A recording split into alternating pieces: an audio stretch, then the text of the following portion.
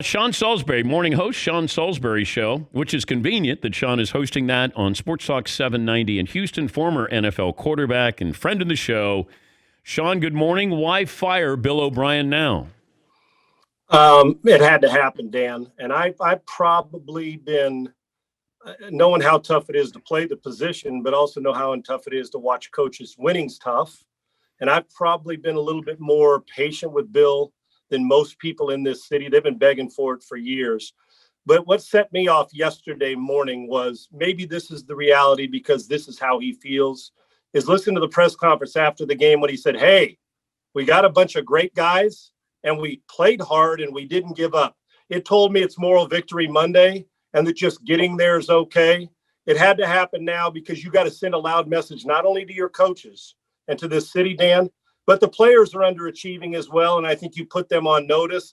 This is long overdue. I don't like to see guys get fired, but it's the business. That's why you get paid the big money. And just getting there is Cincinnati Bengals was, teams in the past. Getting there is not good enough. It shouldn't be good enough. And Cal McNair was late to the party on this, and Bill O'Brien needed to go, and they need a culture change. Jack Easterby needs to go too. They need to wipe it clean and start fresh. I don't know if the mistake was becoming the GM there, Sean, because as a coach, I can make an argument, a pretty good argument. Bill O'Brien was a good coach, and he was winning divisions when he didn't have good quarterbacks. It felt like once he became the GM and then made a couple of mistakes, then everybody sort of piled on Bill O'Brien. And I don't know Bill O'Brien. I think taking the GM role is probably the reason why he's not coaching anymore in Houston. Your thoughts? Yeah, Dan, I 100% agree. And I've been preaching that since he got the gig. And anybody that dangles the GM carrot, of course the head coach is going to take it. Who wouldn't? You want that power. At least you want some say in it. And I can remember with our good friend when we were doing SportsCenter, Stuart Scott. And remember when Mike Holmgren took the GM job in Seattle, Dan, when he was coaching as well? He had both. And I can remember sitting on that set, and I told Stewart that day, I said, when he decides to give up the GM job and goes back to just being a coach, Seattle will win again. And I believe the next year, the year after, they were in the Super Bowl. And not a pat on the back, but you can't be a doctor and a lawyer. There's only one dude that I know can do that, and he's in New England, and he also had the best quarterback on the planet for 20 years. So it's not a bad gig. But I'm with you. And Bill liked power. And the problem is, Dan, I talked to a head coach and a coordinator in this league that said to be a position coach, you get about 4 hours a day to yourself. To be a coordinator, you get about 2 hours a day to yourself. To be a head coach, you need 2 or 4 more hours. Now you add Monday personnel decisions. And he also was the play caller for the longest time. You just can't do it. And I have not talked to one former coach or former front office guy yet that thought that anybody could do both great. And in the process of trying to do both, Dan, he became average. Because I'm with you. He knows X's and O's. Bill's a decent coach. The problem is, you lose the focus and you lose track. You want to be in the fast lane the whole time. And unfortunately, their team played like they were in the slow lane. Is this an attractive job? Yeah, draft picks make it unattractive, Dan. I know. They've spent the most money on any offense in the league, and yet they're their production's one of the lowest in the league. It's attractive for a couple reasons. That with Cal McNair, the owner, you and I can go 4-12 and keep our job for 7 years. You can win divisions and keep a job. So there's an overabundance of loyalty and kind of stay out of your way. But Dan, as you know, trying to find that guy at quarterback's hard to do. And when you got Deshaun Watson, who's still got to get better. He holds the ball too long and he needs to improve. And there's no doubt that'll have something to do like with what Greg Roman's done with Lamar Jackson and what Andy Reid and Eric Bieniemy have done with Patrick Mahomes to even make them better. Great quarterbacks take a 6 and make him an 8. And Deshaun's got that DNA. But it's an attractive job, number one, because if you're not a GM right now, you'll take a GM job anywhere. But Houston, it's Texas, it's football. You've got some potential. You got a left tackle. It starts there. You got a quarterback. It starts there. And if you had the edge rusher, you'd have the top 3 positions. So you've got a quarterback, in any coach or any GM that looks at it and says, well, I start there. You're going to go through a couple rough patches, but you already have the quarterback and the left tackle sewn up. Yeah, it's an attractive job, especially if you've not been a GM and you're going to be a first-time GM. You working in Houston, living in Houston, the Astros' success here is interesting. I'm following it, and I always want to hear what they have to say after they have a win. And, now all of a sudden, Carlos Correa is like, hey, what are you going to say about us now? Like, they don't understand how the rest of the country views them. Like you're not going to erase history. And for the Astros to feel like somehow it's the media's fault, if my thought is when I saw that, hey, all right, you beat Oakland. All right, you got to the playoffs. You had a sub 500 record. Why did you cheat in the first place?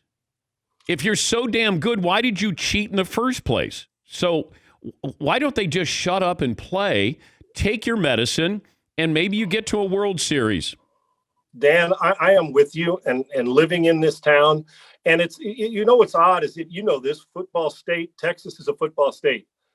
I'm telling you right now, even with Bill O'Brien, while people are fired up about it, do you realize that, and I know you do, this is an Astros town. It's for whatever reason. And there's a sensitivity that goes along with it, I think, because they think, well, everybody else does it. Well, everybody else doing it still. If your oldest child does something wrong, it doesn't mean, well, it's cool if my other two or other three do. So, yeah, there's a sensitivity. And I said the other day when Correa said it after beating the Twins, there comes a point in time, you get 2 ears and 1 mouth, use them accordingly, because it's very sensitive.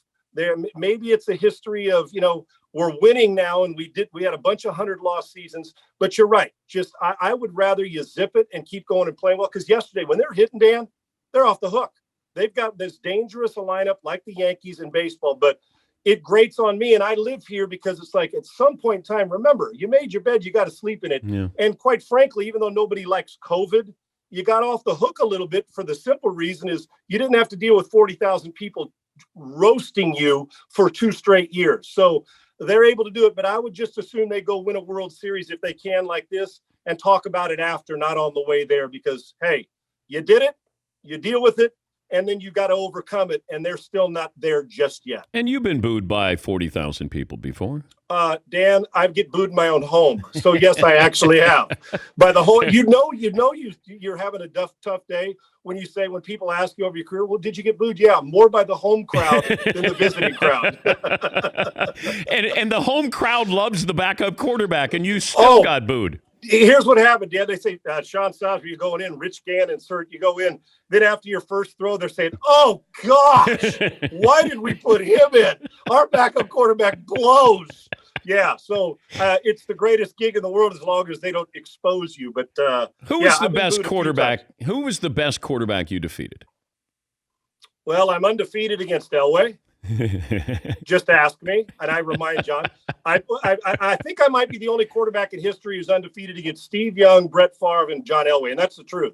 Oh, honest to God, I got Elway in college, and there's one big difference between me and those 3 guys is that they all got mustard-colored jackets, and I'm sitting here listening to you dog me about my Winnipeg Grey Cup.